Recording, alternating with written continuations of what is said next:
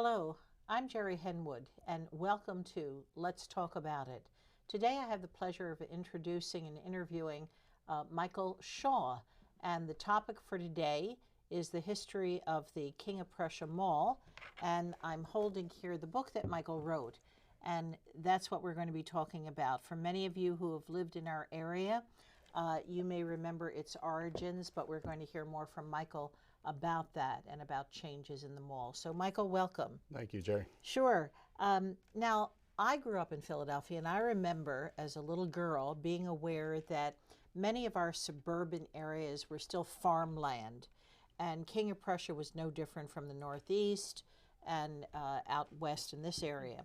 Can you tell me, before the mall, when the idea of the intersections of the highways that converge in our area was decided, why was the King of Prussia area selected for that purpose? It's a very good question. You really have to go back first to the Eisenhower administration with the Highway Transportation Act, so that got the ball rolling with highways.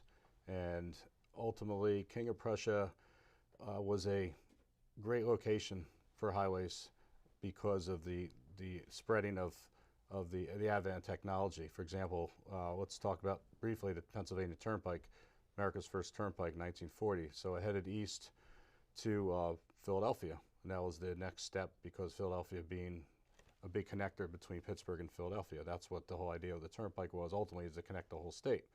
And so when that came in, King of Prussia, along with the Schuylkill Expressway, which came about a year later, ironically, 1950 and then 1951, King of Prussia was a logical spot because there was a lot of open land, which was advantageous to farmers, but also advantageous to highways. So the highways came in. Location, King of Prussia's and Upper Marion Township is 17 miles from Philadelphia. And there's a lot of land as long as things were purchased. And with specific to the Schuylkill Expressway, the post-war population of Philadelphia had been declining since 1945. Philadelphia was looking to boost its gain more access to other areas, and so it was a logical successor to the Turnpike, which had been a big hit. So ultimately, King of Prussia, to answer your question in a nutshell, was a great area, also the proximity to the main line. So when you talk about the wealth and all the income in the area and the proximity with cars starting to take hold, it was a logical spot to put it in. Now, it could have been somewhere else, sure, but it was as good as any spot. So even today, if you drive on the Schuylkill, which has obviously a tough reputation for traffic, when it's not busy, it's very, very quick direct route to Philadelphia. Got it. So when areas like this are being developed, and we start out with the highways, and then with post-World War II and suburban areas booming and developing, is it residential that begins to go in first? Is it commercial, or is it a combination of both? It's a combination. There's been a lot written over the years about suburban flight from the cities post-World War II. Obviously, in recent years, some of that's changed, with some people going back to the cities, but there's a huge push out to the suburbs, and it's both. For example, King of Prussia, it's like the chicken or the egg. What came first? It wasn't the mall. It was the highways. Then it was the General Electric Space Center. Now, General Electric Space Center came in 1960, when King of Prussia was still a lot of farmland. 10 years after the highways, still wasn't that developed. Now, the mall had already been in the planning stages and was about a year from earth being dug, 1961. General Electric brought a lot of people into the area. There was a lot of homes. There were a lot of homes in King of Prussia that were sold to war veterans that got bonds, that got great deals out of it. And so it's a combination. And for example, the first indoor mall was 1956 in Edina, Minnesota.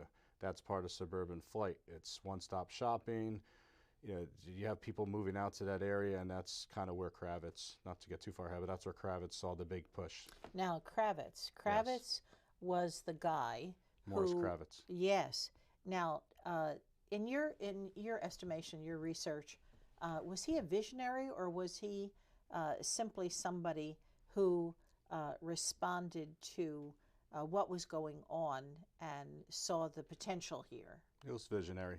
He was a pioneer in suburban shopping centers. First one was in Maryland, and King of Prussia ended up being the 8th one. Did many over the years, and the amount of square footage you had for shopping centers is crazy. Just like with the Simon Group today is the largest company, the largest mall owner of any company in the country. He was, well before Simon, this is what he did, among other things, but he's primarily known for the malls. Now, he's a big visionary. He understood it. There's been stuff written up. He had an understanding that that's where the population centers were moving. That's where the action was. So definitely, he was a visionary. He saw the big picture. For example, people ask me, why did you write a book on the King of Prussia Mall, besides being a glutton for punishment? Also, all kidding aside, I wrote a book on the mall because I was writing a book on the history of the railroads at King of Prussia. About 2012, 13, 14 range, between putting together and coming out. I have a township map from Upper Marion Township, and it was basically to see the railroads and see what the development was in the township. It has a spot on the grid listed for a mall, right where the dairy farms were that the King of Prussia Plaza went. Now, this is 1955, 6 years, calendar years wise, before the mall was even being built. So I knew right then I had to write this book, and I also saw, well, these guys get it. Whoever the developer was, because I didn't do the research at that point, they understood. They just knew that this was going to happen. Right, They saw the highways. And I remember, because I grew up in the area, that the malls, King of Prussia Mall, initially began to take a lot of business away from center city stores. Correct. Because people wanted to go out to this new place, one-stop shopping. Right.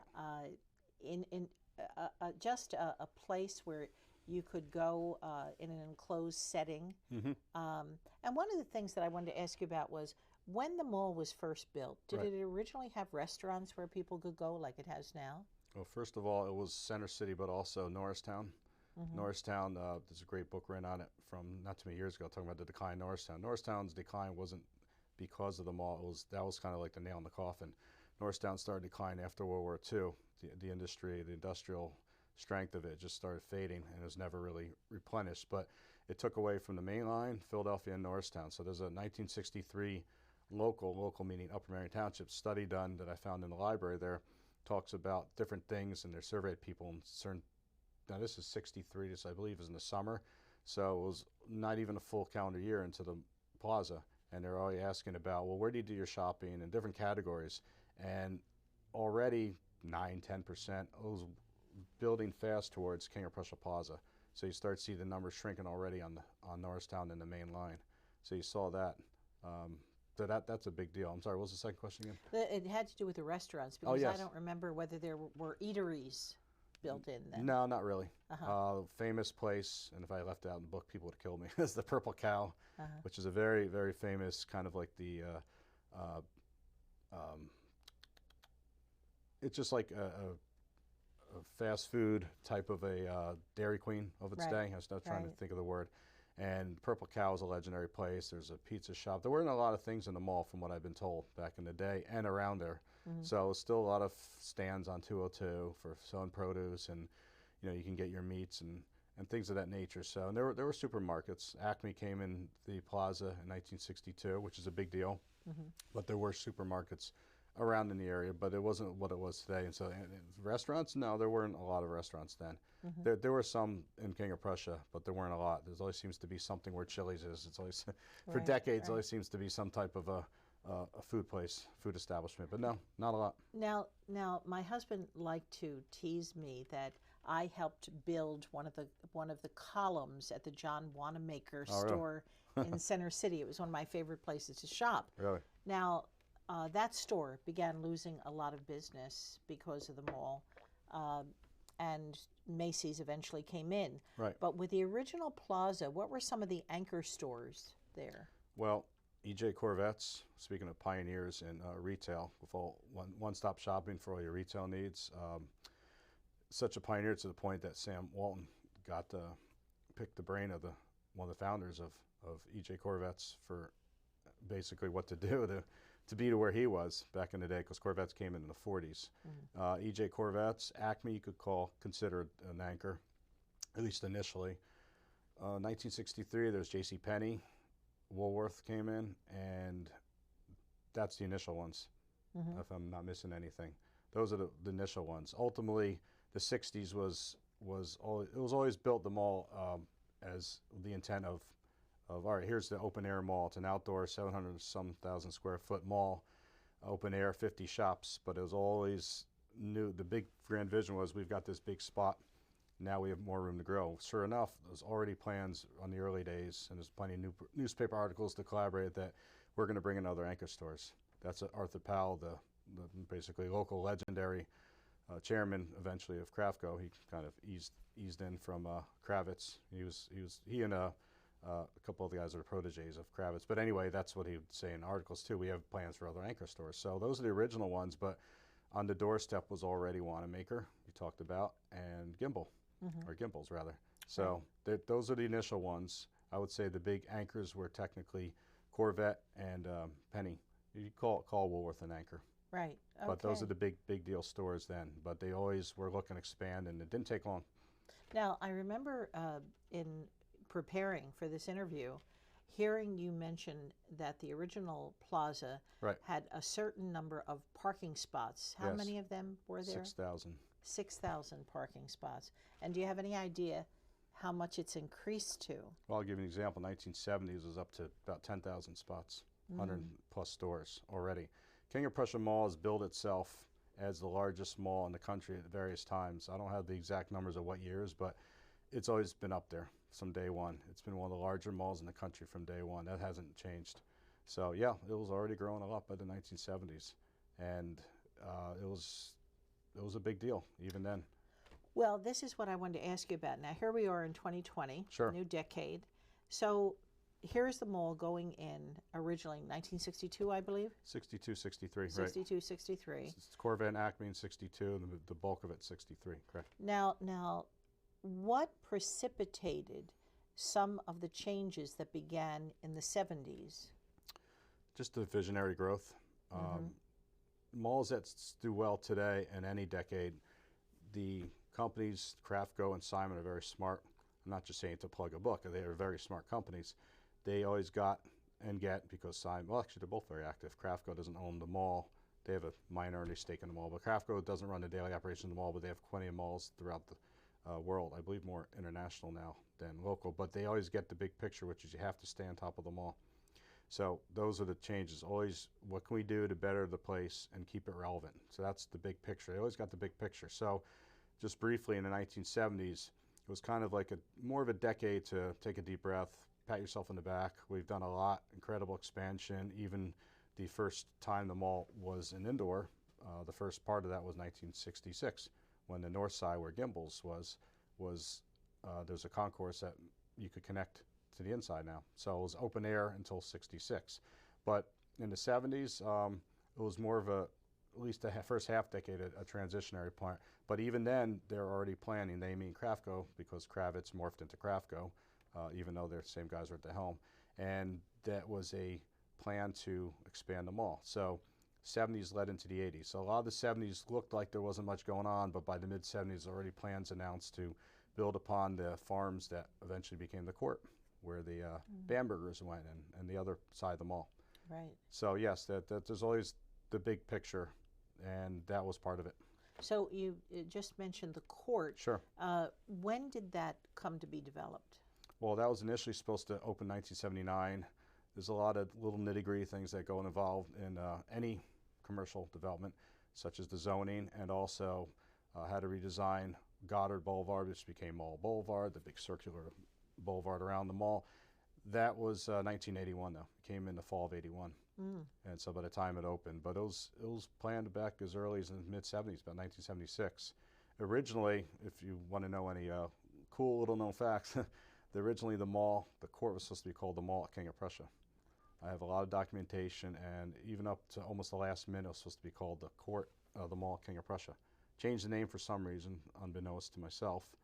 Arthur Powell is no longer with us, and his sons didn't wish to be interviewed for the book, but I don't know if they would have known either way. But the bottom line is those are little things that you find out later. So that was actually supposed to happen. The other thing is, since we're talking about that briefly, the original plan was, with the high-speed rail being talked about so much today, hitting King of Prussia and the mall, back in 1976, Arthur Powell floated a strong possibility of having a two-car monorail to connect the two pieces that weren't connected for when there would be the second mall. and it was about $1.5 million a cost. That's probably $1.5 million reasons why I never got done, but that's probably what happened. And zoning, most likely right of ways. But those are things that were in the 70s, and so the 80s was about the court, which was the first time it went upscale. So if you talk about having a vision, the Craftco company knew that the upscale retailers were out there and they wanted a piece of the action, and it's to stay relevant. The plaza was getting dated. First they said, let's bring in this other mall. We have room to develop. It went upscale much more earlier than the plaza, and then in the 90s and above, the plaza started getting changed, and it's gone more upscale and upscale. But you know, some people, myself included, are more old school, but you have to do it. You have to stay with the times. Now, I'm thinking about that word upscale. Sure. Back in the 60s, when it first opened, you had all the returning World War II veterans Sure. who had built relatively modest homes. And you mentioned places like J.C. Penney and Kravitz, not Kravitz, Corvettes. Oh yeah. Being in there as anchor stores kind of thing. And they're relatively lower middle class types of merchandise Sure. that's being sold there. And that's in response to the population that was coming out then. Right. And then you started talking about it's going more and more upscale. Right. As far as the residential, I remember back in the mid-'80s, because I worked at St. Gabriel's Hall for a while Sure. as a teacher, looking at some of the new homes that were being built, that were being sold for like $500,000, wondering how could these people afford $500,000 homes? Who are Right. they? And so you have this type of patronage going on that are clamoring for higher quality or a higher scale Sure. type of merchandise. So again, it's this question always: what came first, the chicken or the egg? Is it that these people are moving out here and demanding this kind of merchandise, or is it that the developers anticipated that and realized that they had to respond to that and started doing it, Yeah, that's expanding? very good question. I think it's both. Uh-huh. You could look at Simon Group today, and there's a lot of numbers in my book which are pretty wild about all the demographics of people, how many millions of people are within a 30-minute drive of King of Prussia with the mall and Philadelphia and the suburbs. And that goes back to the 1960s, because even then the main line was a lot of money in the main line. It's old money, you know, generally speaking.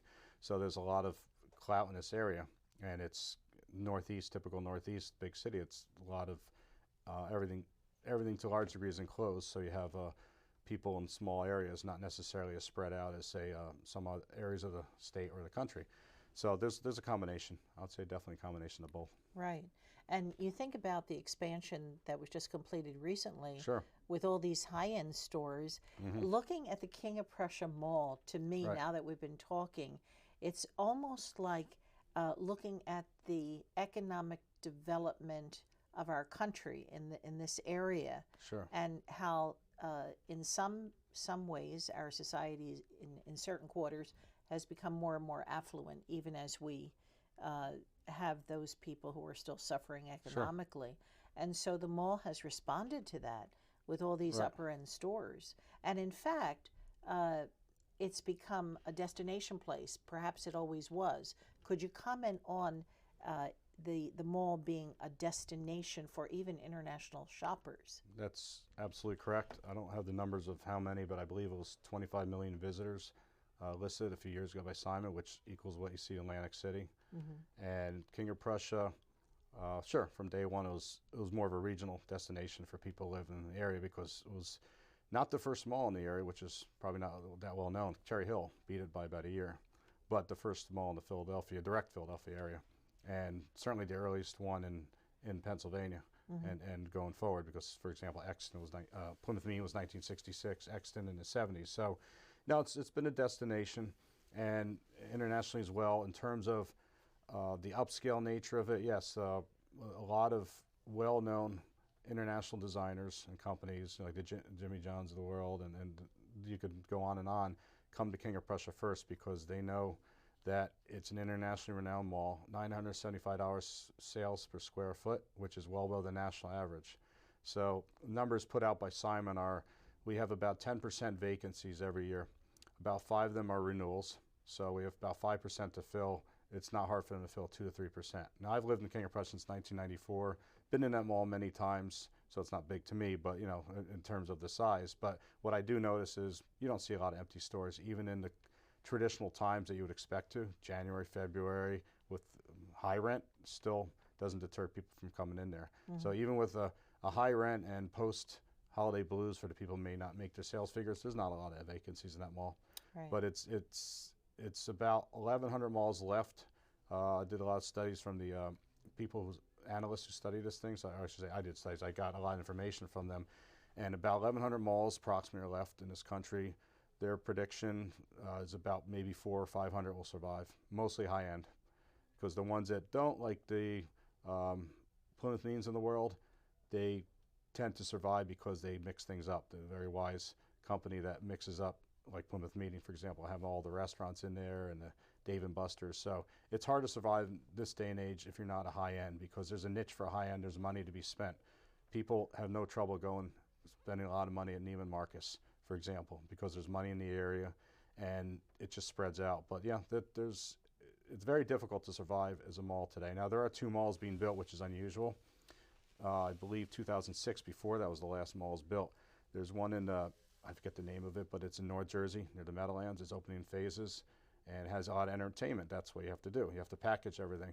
By the time it's complete, you'll have more retail square footage than King of Prussia, which is the largest retail mall in the country right now, King of Prussia. And there's one, I believe, in Fort Lauderdale is doing the same thing. But those are anomalies.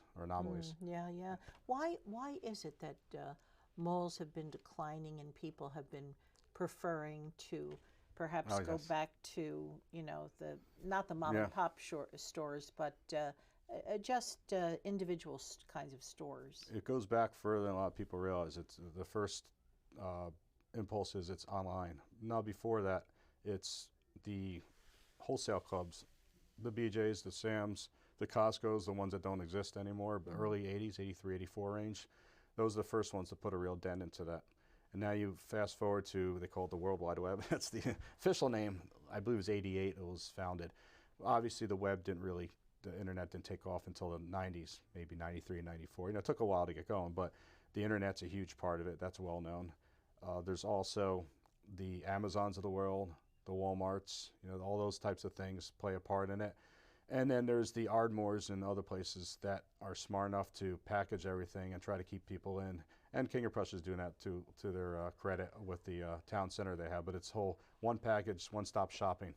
Like, you want to live here, let's redevelop the area, including commercial stuff. If you want to work out here, you can work out here, the restaurants. So those are the combinations. That's why malls struggle to this day.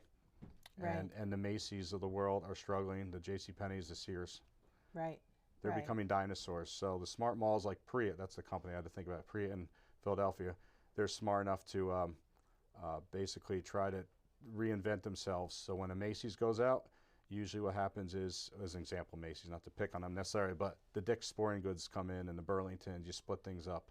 You have to be creative to survive if you're not a high-end. Doesn't mean a high-end's going to survive, but typically high-end malls have a better shot. Now, here we are in 2020, and you mentioned Kravitz, Sure. who, was he a local guy? Where was he from, do you know? I don't recall. I think he's from New York State. New York, But he lived in Ardmore when he passed away. I don't recall exactly. I'm pretty sure he's a New York guy, but I'm not 100% sure. Got it. Now, at some point, he sold to Simon, was it? Well, not him. Kravitz Company, he stayed on as the chairman. He died in 1988, at 88. I mean, how can you forget that? It's like, so he lived a long life. No, the Kraftco company eventually sold to Simon. Simon came aboard in 2003. It was in phases. And someone in the mall has been there a long time who knew the lawyers on the case. He said the reason why it happened was Arthur Powell wanted to keep the mall in the family, but they gave such a good offer, they basically couldn't refuse. Now, Kraftco, again, is very big in malls. So technically, Kraftco owns part of the mall. That's not as well known. Some people know that, but the Cheesecake Factory, where the pavilion is owned by Kraftco. So they own, I believe, 4%. Unless that's changed, it was 96% of the mall that Simon owned. So they get a residual, very smart company. So they still get a chunk of change, probably yearly. They get their payment. But however it works, they're not involved in the daily operation. So Simon technically doesn't own the whole mall, but they own pretty much all the mall. Right. Craftco is a minor player now. Well, Michael, before we end the interview today, I want to let the viewers know where they could purchase your book and to find out a lot more interesting information. For example, you bought today this Fun Shop Magic catalog that you got on eBay from one of the original stores. Yeah. So a lot of stuff like this, I'm sure, is in your book that people, local and otherwise, would find interesting. So could you tell us where we could buy your book and learn more about the history of the King of Prussia Mall? Yeah, thank you, Gerry. www.thekingofprussiamall.com is my website. And, you know, it's kind of a joke, but it's not a joke where if you put in kingofprussiamall.com, don't. It's because that's Simon's. So it's very similar domains. That is purchased there. Real briefly, they can purchase at Harpo's, a hair salon in the mall. Cole's Frame Shop in Conshohocken has it. Franklin Maps, King of Prussia. There's a Gulf Station. I'm friendly with the owners of the Gulf Station, Route 202 in King of Prussia, and a couple other places here and there. The Historic Society of Montgomery County has it, and eBay, Etsy. Those are pretty much the areas you can get it. Right. Well, I want to thank you so much for coming today. Thank you, It's been a Jake. pleasure talking to you about a very significant place in our area. Thank you. You too. And have a good day, everybody.